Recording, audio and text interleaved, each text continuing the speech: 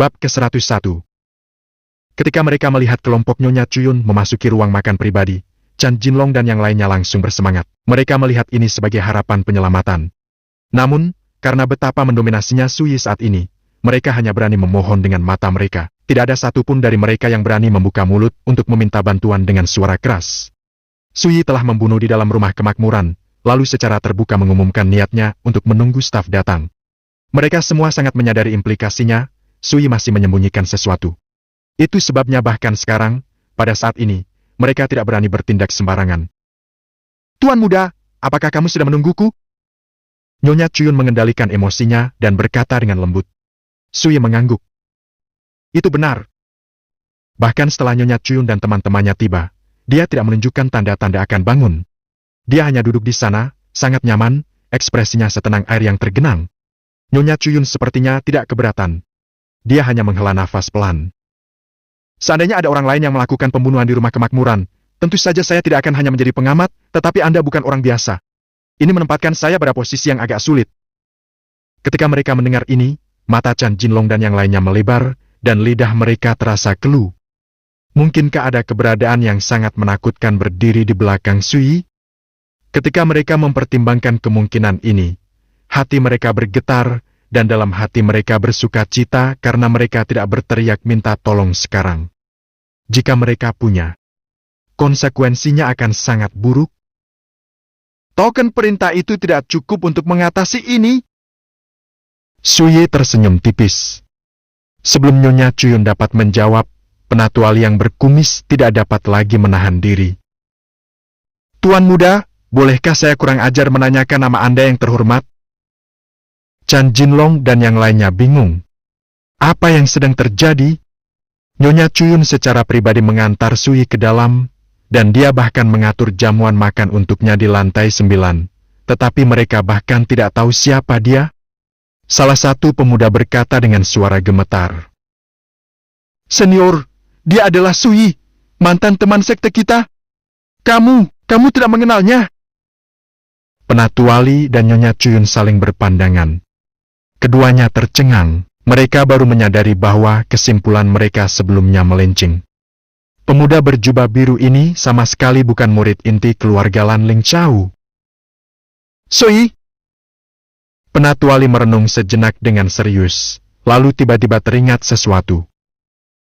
"Kepala pedang sekte luar yang diusir dari Blue River Sword Manor tahun lalu? Tidak ada yang lain?" Kali ini, beberapa dari mereka mengangguk. Mereka semua sangat tegang, dan mereka tidak berani menatap Sui. "Hahaha." Penatuali tidak bisa menahan tawa. Dia merasa bahwa dari semua absurditas yang dia dengar dalam hidupnya, ini adalah yang paling konyol. Siapa yang mengira bahwa pemuda yang dia dan Nyonya Chuyun lihat sebagai tamu VIP terhormat, sebenarnya hanyalah orang sia-sia yang telah kehilangan seluruh kultivasinya? Semakin tua usiamu, semakin pengecut dirimu. Saya hampir membiarkan anak kecil ini menipu saya," kata Penatuali mencela diri sendiri. Ketika mereka mendengar ini, ekspresi Chan Jinlong dan yang lainnya berubah menjadi sangat cerah. Jangan bilang kalau Sui berhasil masuk ke istana gunung dan sungai. Nyonya Chuyun sejenak bingung. Kemudian, dengan tatapan mata yang tak terbaca, dia bertanya, "Tuan muda Su, bolehkah saya berani menanyakan dari mana Anda mendapatkan token giok ungu?" "Xiao Tiangke memberikannya kepadaku," kata Suyu dengan santai. "Xiao Tiangke." Pupil mata indah Nyonya Chuyun mengerut. Penatuali tidak bisa menahan tawa dingin. "Elder Xiao adalah Grand Master Martial Dao yang terkenal di seluruh kekaisaran, dan dia pernah termasuk di antara barisan Maki. Otoritasnya menyebar ke seluruh negeri, dan statusnya sangat tinggi. Orang-orang seperti kita hanya bisa memandangnya dari jauh. Bagaimana mungkin orang seperti dia bisa memberikan token giok ungunya kepada murid Blue River Sword Manor yang terbuang? Lucu!" Kata terakhir itu menggelegar seperti guntur. Saking kerasnya, telinga penonton pun berdengung. Mereka semua dapat melihat bahwa Penatuali sangat marah. Chan Jinlong dan teman-temannya tidak bisa menahan kegembiraannya. Bahkan mereka pun tidak bisa menduga bahwa Suyi telah menggunakan nama orang lain sebagai alasan untuk mengelabui dirinya agar bisa masuk ke restoran. Apa bedanya dengan menipu rumah kemakmuran? Bagaimana ini bisa berakhir baik bagi Suyi? Sebaliknya, Fang Xiaofeng, Fang Xiaoran, dan Afei langsung tegang dan tidak yakin. Suyi sepertinya menyadari perubahan ini. Dia melirik mereka, lalu berkata dengan hangat, "Jangan takut. Jika makhluk tua ini berani membuat keributan lagi, aku akan memotong lidahnya." Ketika dia mendengar ini, ekspresi Penatu Wali menjadi gelap. Dia sangat marah. Dia tersenyum mengerikan. Tapi saat dia hendak mengatakan sesuatu, Nyonya Cuyun dengan dingin memotongnya. "Penatu Wali, saya hanya mengenali medali, bukan pemiliknya." Tuan Muda Suyi memegang token giok ungu, dan itu menjadikannya tamu terhormat di rumah kemakmuran. Seringai berkerut elderly membeku, dan ekspresinya berubah tak menentu. Tatapan Nyonya Cuyun kemudian kembali tertuju pada Suyi. Dia berkata dengan lembut, "Tuan Muda Su, saya tidak punya pilihan selain menghormati token giok ungu dan otoritas yang diwakilinya. Tetapi masalah ini lebih dari yang bisa diselesaikan oleh satu medali. Bagaimanapun, kami adalah rumah kemakmuran, bukan keluarga Lan Ling Xiao. Kami tidak dapat membantu Anda menyelesaikan masalah yang mungkin terjadi." Implikasinya adalah meskipun dia tidak mau melanjutkan masalah ini, dia dan Dewan Kemakmuran juga tidak akan membantu. Mereka harus tetap menjadi pengamat. Suya mengerutkan alisnya. "Sepertinya medali ini sangat berguna. Maksudnya apa?" Penatu Wali tidak bisa menahan diri untuk tidak mengejek. "Jika tanda yang sama ada di tangan murid keluarga Shao, aku akan dengan senang hati menunggumu." Murid terbuang dari Blue River Sword Manor berani meremehkan token giok ungu keluarga Shao. Apakah dia tahu apa yang dia katakan? "Kamu ingin menungguku? Anda bahkan tidak memenuhi syarat." Suyi menggelengkan kepalanya. Orang tua ini terlalu konyol, bukan? Penatu Wali tercengang. Kemudian, dadanya naik turun karena marah, dan wajahnya yang tua menjadi merah padam. "Nyonya, Anda juga melihatnya, bukan? Betapa kurang ajarnya anak ini." Betapapun lihai, anggun, dan pandainya Nyonya Cuyun, bahkan dia tidak bisa menahan diri untuk tidak mengerutkan kening. Lalu, dia menghela nafas. "Penatu Wali, bertahanlah. Anggap saja ini sebagai bentuk rasa hormat terhadap token giok ungu." Tapi nada suaranya sudah menunjukkan ketidakpuasannya. Dia pikir kata-kata Suyi juga terlalu arogan. Ketika mereka melihat ini, hati Chan Jinlong dan teman-temannya bergetar. Mereka berada di samping diri mereka sendiri. Suyi jelas bukan pemilik sebenarnya dari token giok ungu, namun karena prestisenya, bahkan Nyonya Cuyun tidak punya pilihan selain bertahan. "Bagus! Kalau begitu aku akan membiarkan anak bodoh itu lolos kali ini," dengus Penatu Wali. "Tuan Muda Su, bagaimana Anda mengusulkan agar kami menyelesaikan ini?" Nyonya Cuyun menatap Suyi sekali lagi. Dia penasaran. Pemuda ini tampak begitu tenang dan tenang sekarang, tetapi bagaimana reaksinya ketika mendengar bahwa rumah kemakmuran bertekad untuk tidak terlibat dalam hal ini? Apakah dia pikir dia bisa menggunakan token giok ungu untuk menekan balas dendam keluarga Nian dan Yan? Dia khawatir itu tidak akan cukup. Bahkan jika klan-klan itu takut dengan otoritas yang diwakili oleh token giok ungu, mereka bisa, dan hampir pasti akan, melenyapkan Suyi di balik kegelapan. Tidak ada yang tahu apa yang terjadi padanya. Selain itu, status Suyi sebagai murid buangan dari Blue River Sword Manor membuatnya tidak pantas untuk dilihat publik, dan di ibu kota prefektur Cloud River, statusnya juga bukan rahasia lagi. Bahkan mungkin saja jika dia menanganinya dengan buruk, kejadian ini akan melibatkan teman-temannya. Suyi menghabiskan cangkirnya, lalu berkata datar. "Apakah kamu benar-benar berpikir aku ingin menggunakan tanda perintah ini untuk memerintahkanmu membereskan kekacauanku, seperti rubah yang meminjam gengsi harimau? Anda salah. Yang kuinginkan hanyalah menunggumu tiba, sehingga aku bisa memberimu jawaban yang jelas dan memberitahumu bahwa aku, Sui, bertanggung jawab atas ini. Itu saja. Dia berhenti sejenak, lalu melanjutkan.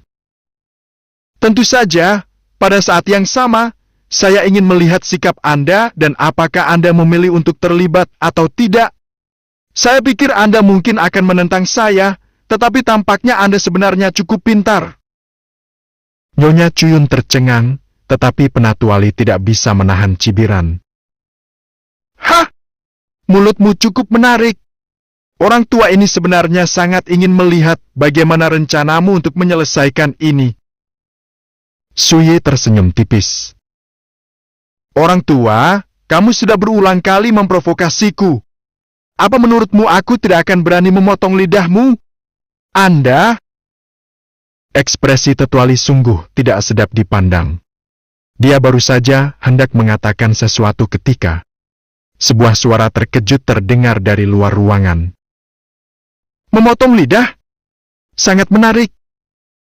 Segera setelah itu, seorang pemuda berjubah ungu dan hiasan kepala bulu melangkah masuk.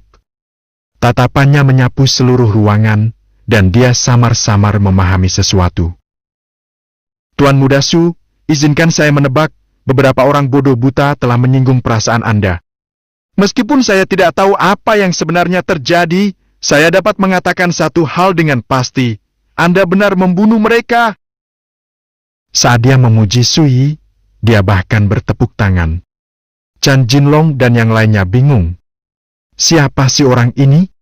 Apakah ada yang salah dengan otaknya? Hanya ekspresi Huang Qianjun yang menjadi sedikit aneh. Nyonya Cuyun dan Penatuali berbalik, dan ketika tatapan mereka tertuju pada pemuda berjubah ungu, ekspresi mereka berubah secara dramatis. Sekali melihat pakaiannya dan mereka dapat mengambil beberapa petunjuk. Meskipun mereka tidak tahu siapa sebenarnya dia, mereka bisa yakin bahwa statusnya sangat tinggi.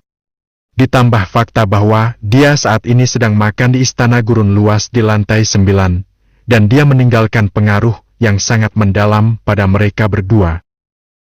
Tamu yang terhormat, Anda mengenali Tuan Muda Su? Tanya Nyonya Cuyun dengan lembut. Tentu saja, kata pemuda berjubah ungu sambil tersenyum lugas. Dia berjalan mendekati Sui dan mengepalkan tinjunya. Tuan Muda Su, kita bertemu lagi. Ini tidak lain adalah putra mahkota ke-6 dari Zhou Agung, Zhou Jili. Meski begitu, Sui bahkan tidak bangun. Dia hanya mengangkat alisnya dan bertanya dengan heran. Apa yang kamu lakukan di sini? Zhou Jili tersenyum. Kami sedang makan malam di istana gurun luas ketika kami mendengar keributan datang dari kamar Anda.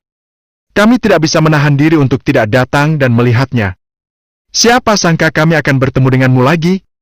Mungkin ini yang mereka sebut takdir. Sui tersenyum datar. Jika ada orang lain yang mengalami kejadian seperti ini, satu-satunya ketakutan mereka adalah gagal melarikan diri tepat waktu. Namun kamu, sepertinya satu-satunya ketakutanmu adalah melewatkan pertunjukan. Bagaimana mungkin aku hanya duduk diam dan tidak melakukan apapun setelah aku tahu kamu sedang mendapat masalah? Kata Zhou Jili dengan sungguh-sungguh. Kemudian, dia menoleh untuk melihat Nyonya Cuyun. Ekspresinya sudah membeku, dan dia memancarkan aura angkuh dan berwibawa. Apakah Anda pemilik tempat ini? Dia sudah merasakan sesuatu yang aneh sedang terjadi, jadi dia membungkuk sedikit di pinggangnya. Tuan Muda, apa perintahmu? Potong lidahnya dulu. Lalu kita bisa mendiskusikan sisanya. Zhou Jili menunjuk ke arah Penatuali, lalu berkata dengan dingin. Ini bukan diskusi. Itu adalah perintah. Itu hanya satu kalimat, tapi Chan Jinlong dan yang lainnya hampir tidak berani mempercayai telinga mereka. Bahkan Penatuali sendiri tercengang. Dia sangat marah, dia tertawa. Anak muda, apakah kamu berencana mengeluarkan Sui dari kesulitan ini? Ekspresi Zhou Jili semakin dingin. Tidak, ini paling banyak membantu Tuan Muda Su menyelesaikan ketidaknyamanan kecil. Seluruh tempat menjadi sunyi. Pernyataan ini tidak diragukan lagi meningkatkan status Sui, namun pada saat yang sama, hal ini mengungkapkan rasa jijik pemuda tersebut terhadap Tetua Li. Dia melihatnya hanya sebagai ketidaknyamanan kecil.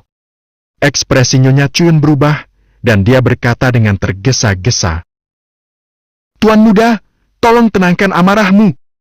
Jika Anda memiliki keluhan." Zhao Jili memotongnya sebelum dia bisa menyelesaikannya. "Aku akan memberimu pilihan. Entah dia akan memotong lidahnya, atau aku akan merobohkan rumah kemakmuranmu." "Kurang ajar!" Penatua Li tidak tahan lagi. Dia meraung marah. "Siapa yang kamu panggil kurang ajar?" Tiba-tiba, sekelompok orang memasuki ruangan. Pemimpin mereka tidak lain adalah Zhang Do. 3 orang lainnya di sisinya semuanya adalah pengawal Zhao Jili. Tanpa kecuali, mereka adalah ahli akumulasi Qi tahap akhir. Selain mereka, ada seorang tetua kurus dan layu. Wajahnya dipenuhi kerutan tebal, dan kehadirannya tampak sedalam dan tak tertembus seperti jurang samudera. Saat mereka memasuki ruangan, auranya yang luas dan mengesankan menyebar. Itu sangat menindas hingga mereka hampir tidak bisa bernapas. Seorang Grand Master bela diri Dao. Hati Nyonya Chun menjadi dingin. Tiba-tiba dia merasakan firasat buruk. Bab ke-102. Seorang Grand Master bela diri Dao. Ekspresi Penatua Li berubah secara dramatis, dan amarahnya menumbuhkan sayap dan terbang menjauh. Kali ini, bahkan Chan Jinlong dan yang lainnya akhirnya merasakan ada sesuatu yang aneh sedang terjadi di sini. Melihat ahli agung ini, mereka langsung memahami sumber kepercayaan pemuda berjubah ungu. Tidak ada keraguan tentang hal itu. Pemuda berbaju ungu memiliki status bangsawan yang jauh melampaui kebanyakan orang. Tapi yang membuat Chan Jinlong dan yang lainnya bingung adalah mengapa sosok setinggi itu bisa begitu. Sangat penuh hormat ketika mereka berbicara dengan Sui. Ketika dia melihat tetua yang lapuk itu, mata Huang Qianjun membelalak. "Saudara Su, bukankah itu nelayan tua yang kita lihat saat kita turun?" Hei, dia benar-benar seorang Grand Master Martial Dao." Tidak heran dia terkejut. Di dermaga, Sui hanya dengan santai menunjuk dan mengatakan bahwa pria tua yang sedang mencuci jaring ikannya sebenarnya adalah seorang Grand Master. Huang Qianjun tidak percaya satu kata pun tentang hal itu. Dia berasumsi bahwa Sui hanya mencoba menyampaikan maksudnya, dan tujuannya hanya untuk mengajarinya bahwa perbedaan perspektif dan posisi menyebabkan bias dan konflik. Siapa yang mengira bahwa pria itu ternyata adalah seorang ahli bela diri Dao sejati? Ketika dia menyadari hal ini, gelombang mengalir melalui hati Huang Qianjun. Dia akhirnya mengerti apa artinya memiliki mata namun gagal mengenali harta karun, atau merindukan hutan dan pepohonan. Ketika dia mendengar seruan Huang Qianjun, Fang Xiaofeng tercengang. Seorang Grand Master bela diri Dao. Itu adalah eksistensi yang mirip dengan naga surgawi. Bahkan di ibu kota prefektur Cloud River, mereka adalah tokoh yang sangat berpengaruh yang dapat mengguncang seluruh wilayah hanya dengan satu hentakan kaki. "Salam, Tuan Muda Su." Begitu Zhang Duo dan para penjaga masuk, mereka mendekati Sui dan menyapanya dengan hormat. Mereka menyaksikan sikap anggun Sui saat dia membunuh seorang ahli bela diri Dao di atas kapal menara.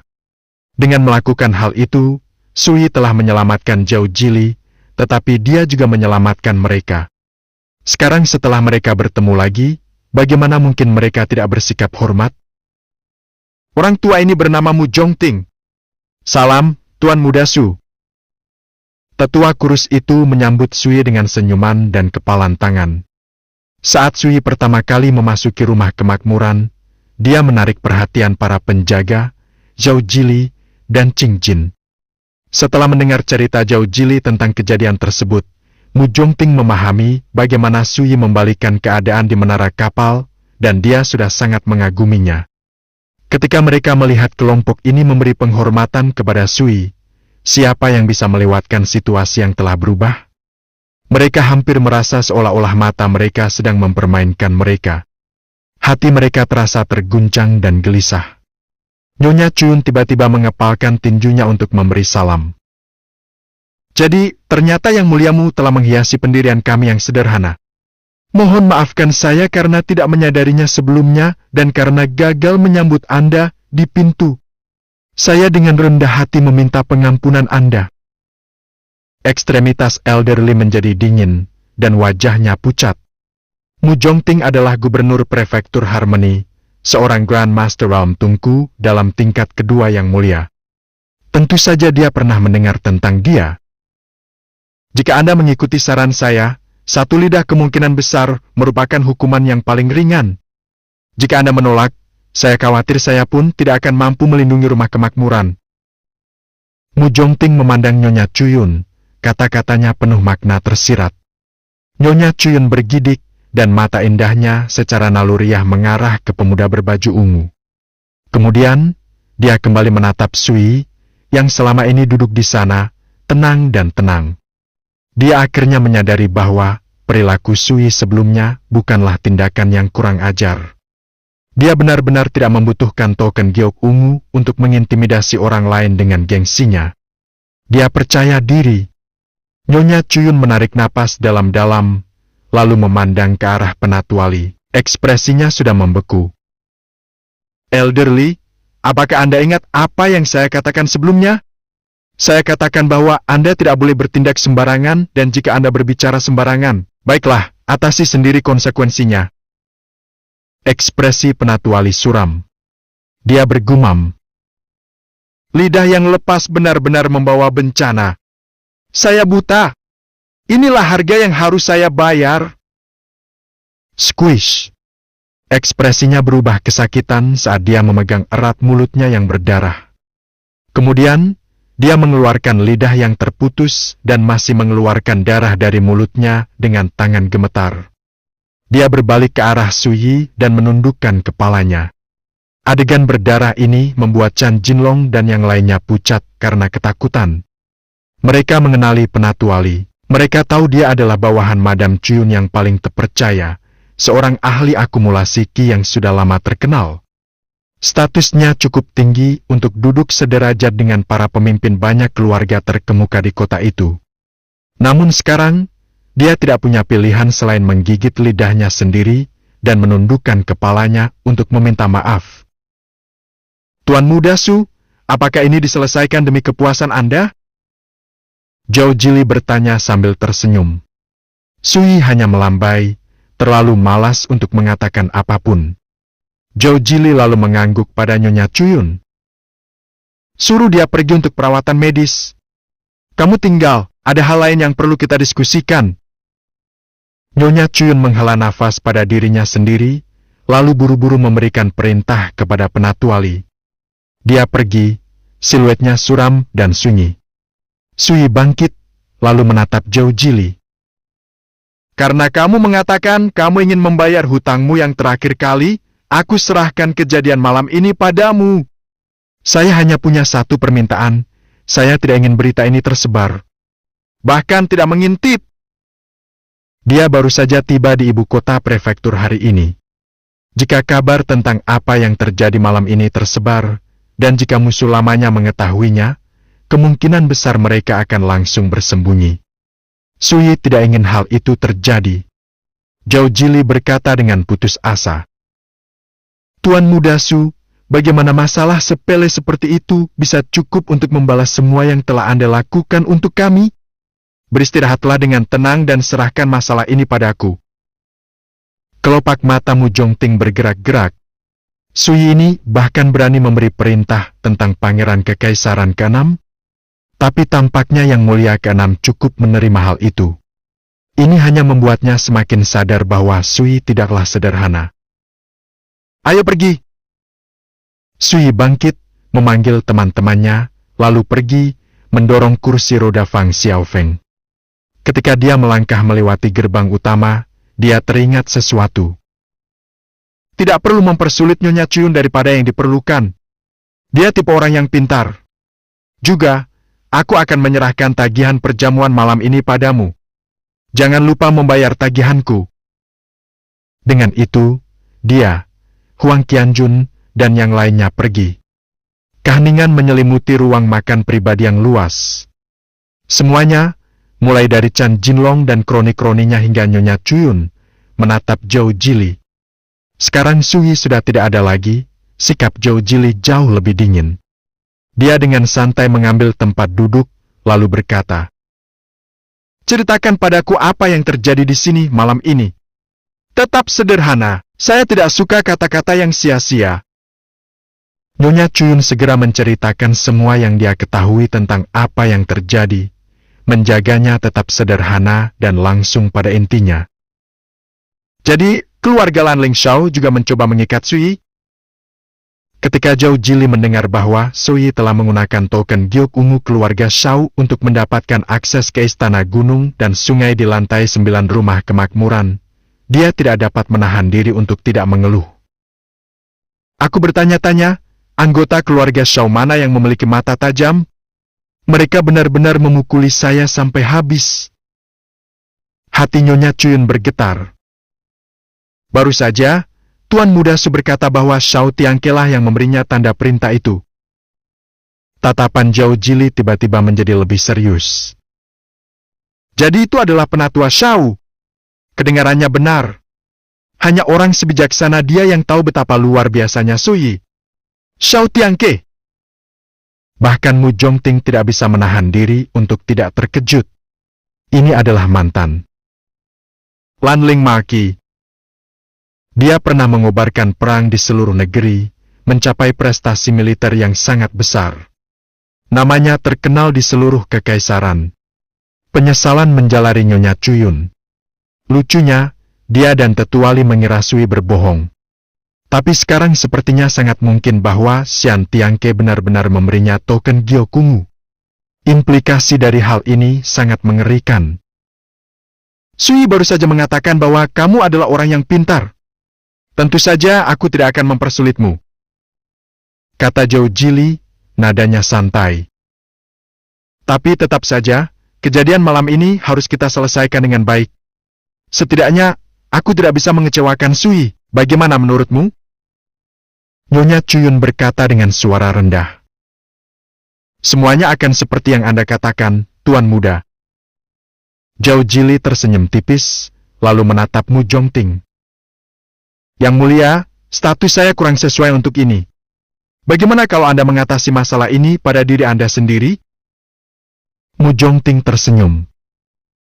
"Itu hanyalah hal sepele. Saya gubernur prefektur Harmony. Tidak peduli siapa yang ingin membalas dendam, mereka boleh datang dan mengadili saya." Zhou Jili mengangguk, lalu menoleh ke Nyonya Chuyun. "Anda punya hak itu? Orang yang membunuh mereka berdua malam ini adalah Yang Mulia, Mu Jongting. Adapun motifnya, Anda sendiri yang menemukan sesuatu." Nyonya Chuyun terguncang dalam hati. Dia mengangguk berulang kali.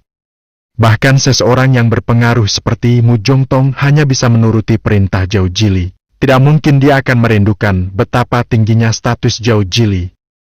Ketika dia memikirkan kembali bagaimana Sui memperlakukan Zhou Jili, Nyonya Chuyun merasakan rasa pahit di mulutnya. "Orang-orang ini." Zhou Jili melirik Chan Jinlong dan yang lainnya. Ekspresi Zhang Duo gelap dan mengesankan saat dia menyarankan, "Bunuh saja mereka dan selesaikan.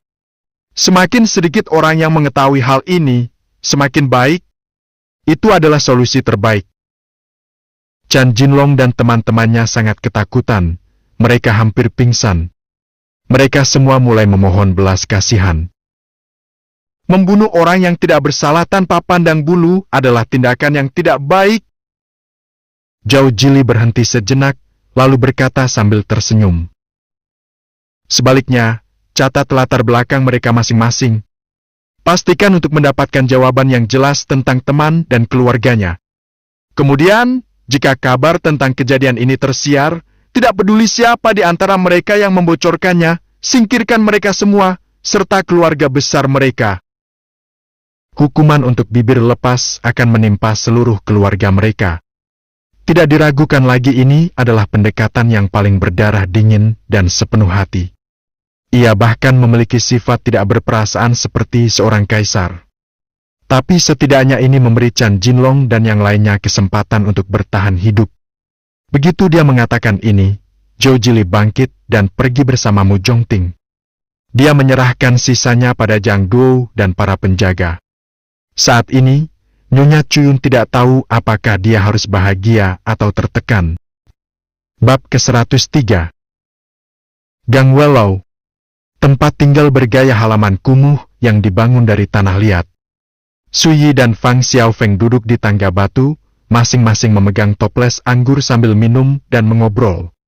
Fang Xiaoran berjongkok tidak jauh dari situ, memegang selai rumput dan menggoda jangkrik. Mereka sudah mengantar Afei pulang. Huang Qianjun, sementara itu, pergi keluar untuk membeli tempat tinggal. Seniora pantes bertersu, kamu benar-benar berbeda dari sebelumnya. Desah Fang Xiaofeng. Bahkan sekarang, dia merasa sulit untuk tetap tenang ketika mengingat semua yang dia saksikan di rumah kemakmuran. Bahkan seseorang sekuat Chan Jinlong tidak punya pilihan selain berlutut dan menundukkan kepalanya. Bahkan mereka yang berlatar belakang setinggi Nian Yun Kiao dan Yan Chengrong pun meninggal. Suyi membunuh mereka begitu saja. Bahkan orang seperti Nyonya Cuyun dan Penatuali tidak cukup untuk menggoyahkan ketenangan Suyi atau mempengaruhi sikapnya yang tidak terkendali. Ini akan sulit, tetapi Fang Xiaofeng masih bisa menjelaskan ini sebagai otoritas token Gyokungu. Baru setelah kelompok Zhou Jili tiba, Fang Xiaofeng sepenuhnya menyadari bahwa magang seniornya, Saudara Su, bukan lagi orang yang pernah dikenalnya dengan baik. Prestai Suyi begitu besar sehingga bahkan Grand Master Marshal Dao perlu mengambil inisiatif untuk mengambil hati padanya.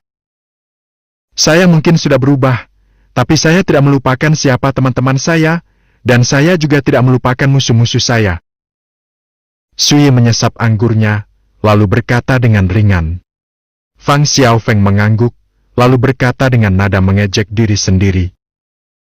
Sebelumnya, aku khawatir jika kamu membalas dendam, kamu tidak akan berbeda dengan sebutir telur yang melemparkan dirinya ke batu. Sepertinya aku tidak mengkhawatirkan apapun. Suyi menepuk pundaknya dan tersenyum. Tidak apa-apa. Jangan pedulikan semua itu. Besok pagi, kita akan bertukar lokasi, dan saya akan membantu pemulihan kaki Anda. Selagi saya melakukannya, saya akan membantu Xiaoran berkultivasi. Kau akan merawat kakinya? Fang Xiaoran adalah orang pertama yang bersemangat. Dia berlari ke arah Suyi dan berkata, Kakak Suyi, bisakah kamu benar-benar memperbaiki kaki kakakku? Mata berkilau gadis itu bersinar penuh antisipasi.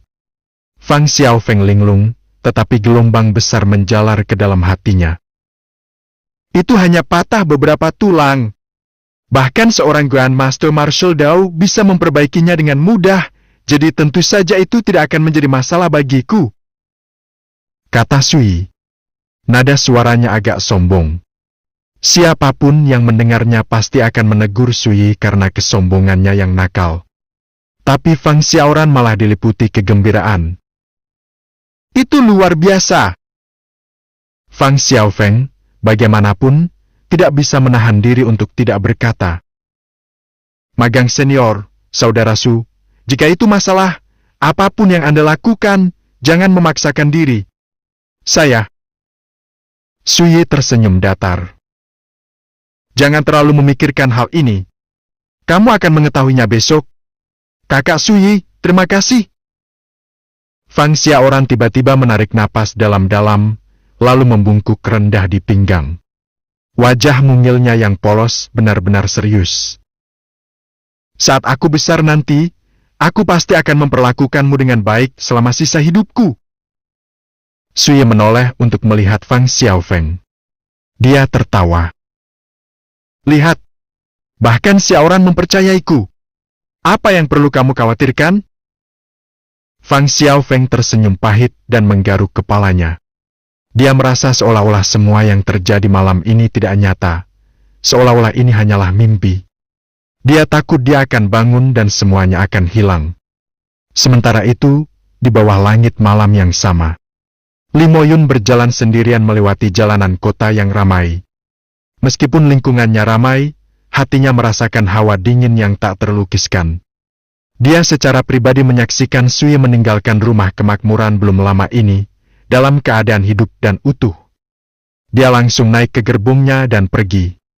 Lee Mo-yun mencoba bertanya di sekitar rumah kemakmuran untuk mengetahui apa yang terjadi, hanya untuk mendapatkan penemuan yang mengerikan. Semua berita tentang kejadian di lantai 9 telah tersegel sepenuhnya. Tapi lebih dari itu, yang membuatnya benar-benar lengah adalah Nyonya Chuyun kemudian muncul memimpin sekelompok orang asing dan, dengan nada yang tidak memberikan ruang untuk ketidaktaatan, mengundang dia ke kamar pribadi. Seorang pria yang menyebut dirinya Jang Do tanpa ekspresi memperingatkannya untuk tidak membocorkan satu kata pun tentang apa yang terjadi di sana malam itu. Kalau tidak, mereka akan membunuhnya dan mencabik-cabik seluruh keluarga Lee sampai ke akar-akarnya. Saat itu, Lee Mo-yun hanya merasa bersalah dan dirugikan. Dia merasakan kemarahan dan kebingungan. Dia bahkan tidak tahu apa yang terjadi di istana gunung dan sungai. Bagaimana mungkin dia membocorkan sesuatu? Tapi dia tidak bisa mengabaikan ancaman seperti itu. Karena Nyonya Chuyun memberitahunya bahwa siapapun yang menceritakan kejadian itu akan mati. Tidak ada pengecualian, bahkan dia sendiri tidak dikecualikan. Hal ini membuat Lee Mo-yun sangat kedinginan, dan pada saat dia meninggalkan rumah kemakmuran, dia merasa seolah jiwanya telah meninggalkan tubuhnya. Jangan bilang padaku bahwa setelah Chan Jinlong dan yang lainnya pergi ke istana gunung dan laut, Sui membunuh mereka semua? Seberapa muliakah Nyonya Chuyun? Namun bahkan bibirnya telah tertutup rapat. Dia tidak punya pilihan selain menurut. Bukankah itu terlalu menakutkan? Sui, berapa banyak rahasia yang kamu sembunyikan? Saat dia berjalan kembali, pikiran-pikiran yang tersebar tak terhitung jumlahnya melintas di benak Lee Mo-yun. Dia bingung dan gelisah. Di masa lalu, saat menghadapi Sui, Lee Mo-yun menganggap dirinya sebagai sosok generasi muda kota Guangling nomor 1. Dia tidak memikirkan Sui, menantu laki-laki yang tinggal di rumahnya dan sampah tanpa budidaya. Lebih dari itu, karena Wen Lingzhao, Lee Mo-yun bahkan berencana membunuh Sui dari bayang-bayang. Lalu, dia bisa mengejar Wen Lingzhao secara terbuka. Namun Lee Mo-yun tidak akan pernah menyangka bahwa Sui sebenarnya adalah seorang ahli yang tersembunyi, pelanggan yang sangat tangguh. Pada hari kedua bulan lunar kedua, Sui, menantu laki-laki yang tinggal serumah, sendirian mendominasi perjamuan gerbang naga, menyebarkan namanya ke kedua tepi sungai Ajo besar. Beberapa hari kemudian, putri keluarga Yuan, salah satu klan tingkat puncak ibu kota prefektur Cloud River, menghormati Sui sebagai tamu terhormat. Dan malam ini, menantu laki-laki yang tinggal di rumah ini muncul di rumah kemakmuran ibu kota prefektur. Nyonya Chuyun ingin menyambutnya secara pribadi, dan dia makan di istana gunung dan sungai di lantai 9 restoran. Tapi lebih dari itu, karena Sui, berita tentang apa yang terjadi malam ini tersegel dalam kesakitan karena kematian. Sampai-sampai dia, Lee Mo-yun, seseorang yang bahkan belum pernah terlibat langsung, menerima peringatan dan ancaman paling berdarah dingin dan paling keras yang bisa dibayangkan. Sungguh sulit dipercaya. Bagi Lee Mo-yun, serangkaian insiden ini bagaikan pukulan demi pukulan. Bahkan sekarang, dia merasa kehilangan yang tak terlukiskan. Kedepannya, haruskah aku terus melawan seseorang yang berbahaya seperti Sui? Tiba-tiba, dia mendengar suara tawa di kejauhan. Lee Mo-yun tanpa sadar melirik ke arahnya, lalu melihat sosok cantik dan familiar. Dia mengenakan gaun panjang berwarna kuning pucat, dan rambutnya disanggul. Pinggangnya ramping, alisnya seperti batu giok, kulitnya seputih salju, wajahnya cerah dan cantik. Dari ujung kepala sampai ujung kaki, dia memancarkan udara yang murni, bersemangat, dan energik. Di bawah cahaya lampu, dia tampak seperti kecantikan abadi yang terlihat dari lukisan.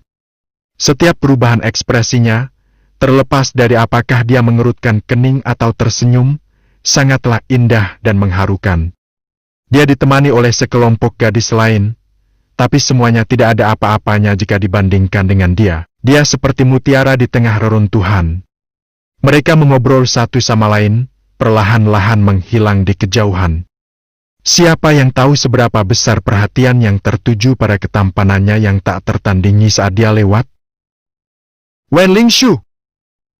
Li Moyun sempat tertegun. Kemudian, dia teringat bahwa belum lama ini, kepala Blue River Sword Manor secara pribadi telah mengatur agar Wen Lingshu memasuki Blue River Sword Manor untuk bercocok tanam. Namun bukan itu saja, dia bahkan melanggar aturan dan mengizinkannya langsung masuk ke sekte dalam. Hal ini juga telah menimbulkan gelombang besar. Namun di saat yang sama, hal itu menimbulkan banyak rumor. Orang-orang mengatakan bahwa Wen Lingshu masuk hanya dengan mengandalkan kakak perempuannya, dan dengan kultivasinya, dia sama sekali tidak layak masuk sekte dalam. Bahkan ada murid sekte dalam yang memanggilnya dan menantangnya berduel. Hasil, Wen Lingshu mengalahkan mereka hanya dalam 3 gerakan. Pertarungan inilah yang membuat Wen Lingshu terkenal dan membuktikan keahliannya. Desas-desus seputar pengakuannya yang tidak biasa menghilang begitu saja. Saat ini, Wen Lingshu telah menjadi tokoh terkemuka di sekte dalam. Itu bukan hanya karena budidayanya luar biasa, itu juga karena dia adalah kecantikan tiada tara di generasinya, dengan ketampanan yang menonjol di antara orang banyak. Dia tampak seperti kecantikan abadi yang terlihat dari lukisan, dan teman-teman wanitanya tidak ada apa-apanya jika dibandingkan. Akhirnya, Li Moyun menghela nafas panjang. Dia tiba-tiba teringat bahwa Sui, menantu laki-laki yang tinggal di rumahnya, tidak hanya memiliki seorang ratu es yang penyendiri dan cantik tiada tara sebagai seorang istri. Rumor mengatakan bahwa Wen Lingshu juga memiliki hubungan baik dengan saudara iparnya. Semakin dia berpikir, semakin dia merasa tertahan. Dia hampir tidak bisa menerimanya. Ganggyok musim semi. Sarang geng makan hitam. Ketika pemimpin geng melihat mayat-mayat tergeletak di lantai, dia bahkan tidak bisa menahan nafas. Dia merasakan hawa dingin di tangan dan kakinya. Tulang punggung geng, anggota terpentingnya, praktis semuanya telah musnah. Ketika dia mendengar apa yang terjadi dari beberapa bawahannya yang masih hidup, wajah Lu Chuan dipenuhi rasa tidak percaya. Maksudmu semua ini terjadi karena kita menangkap seorang gadis yang tinggal di Willow Alley? Willow Alley adalah rumah bagi masyarakat terbawa di ibu kota prefektur Cloud River, yang termiskin dari yang miskin. Mereka semua menjalani kehidupan yang sederhana. Mereka remeh seperti semut. Biasanya, bahkan jika seseorang masuk dan membunuh mereka semua, hal itu tidak akan menimbulkan gelombang apapun. Namun sekarang, geng makan hitam telah menderita banyak korban setelah menculik seorang gadis kecil. Lu Chuan merasa sulit untuk menerima semuanya sekaligus. Apakah kamu sudah menentukan identitas pelakunya? Tanya Lu Chuan beberapa saat kemudian, wajahnya pucat. Semua bawahannya di dekatnya menggelengkan kepala. Salah satu dari mereka berkata dengan ragu-ragu. Bos, sepengetahuan kami, kakak laki-laki gadis itu pernah menjadi murid sekte luar Blue River Sword Manor. Ekspresi Lu Chuan langsung berubah. Ketika dia melihat bosnya marah, pria yang tadi angkat bicara buru-buru melanjutkan. Tolong bos, jangan marah. Kakaknya telah lama menjadi orang cacat yang tidak berharga, dan setengah tahun yang lalu, Blue River Sword Manor mengusirnya. Dia tidak mempunyai kuasa atau otoritas untuk dibicarakan, keadaannya lebih buruk daripada kebanyakan warga sipil biasa. Menyelidiki! Kata Lu Chuan, tiba-tiba merasa tidak yakin. Anda harus mengungkap siapa yang melakukan kontak dengan Fang bersaudara baru-baru ini. Sama sekali tidak mungkin kita membiarkan dendam ini begitu saja. Setelah kita menyelesaikan masalah ini, saya akan mengunjungi penatua Wu Tianhao yang terhormat dan meminta bantuannya. Wu Tianhao. Dia adalah hegemon bawah tanah distrik Barat Daa. Banyak geng melihatnya sebagai orang nomor 1, dan dia terkenal di kalangan pelanggar hukum. Ya Pak. Anggota geng makan hitam menyuarakan persetujuan mereka dan menggosok tangan mereka dengan penuh semangat. Ingat, kami hanya mencari informasi. Apapun yang kamu lakukan, jangan beritahu pelakunya. Lu Chuan masih belum bisa santai, Jadi dia mengingatkan mereka lagi. Siapapun yang melakukan ini, mereka sendirian meninggalkan geng makan hitam dalam keadaan compang-camping. Mereka tidak mungkin menjadi orang biasa. Lu Chuan tidak bodoh. Tidak mungkin dia memilih untuk bertemu langsung dengan orang ini. Pagi hari berikutnya, jalur inti distrik barat da ibu kota prefektur Cloud River. Huang Qianjun mengendarai kereta yang membawa Sui dan Fang bersaudara. Setelah beberapa tikungan dan belokan, mereka memasuki sebuah jalan bernama Balegaurt Alley. Balegaurt adalah homofon untuk keberuntungan dan umur panjang. Semua penduduknya kaya, dan mereka berasal dari latar belakang terkemuka. Tadi malam, Huang Qianjun telah mengeluarkan 30.000 tel perak untuk membeli tempat tinggal yang cukup besar di sini. Tempat tinggalnya terbuat dari batu bata berwarna biru pucat dengan atap genteng hitam. Hutan bambu menghalangi sebagian besar sinar matahari di atas 5 sayap kediaman itu. Masing-masing dilengkapi perabotan lengkap. Pohon delima, jujube, dan aprikot telah dipindahkan ke halaman. Masing-masing berusia lebih dari 30 tahun. Mereka tinggi dan subur, dan dedaunannya bergemerisik tertiup angin. Selain itu, terdapat kebun sayur, sumur batu, hamparan bunga, tanaman merambat yang tumbuh di sepanjang dinding, serta kolam ikan dan teratai. Pemandangannya sangat indah, sangat terpencil dan tenang. Saat melihat pemandangan indah ini, Sui hanya bisa mengangguk. Ini akan cukup berhasil. Huang Qianjun telah menunggu dengan gelisah untuk melihat reaksi Sui, dan dalam hati dia menghela nafas lega. Aku hanya senang aku tidak melakukan semua pekerjaan tadi malam dengan sia-sia. Bab ke-104.